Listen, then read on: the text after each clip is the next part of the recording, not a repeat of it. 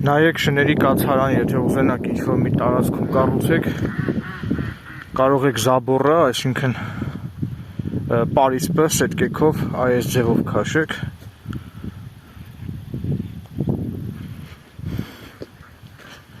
Բայց սա էլ է համարվում ինքը շինություն, այսինքն եթե հողի սեփականության վկայականում գրված եղավ վարելահող,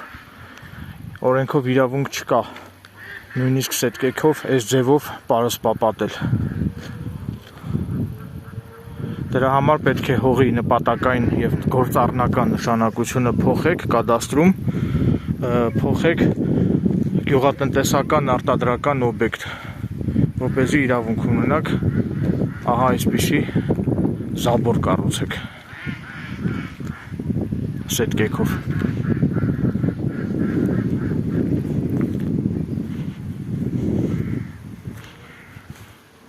Այսինքն վարելահողի վրա օրենքով չի թույլատրվում այսպիսի զաբոր կառուցել։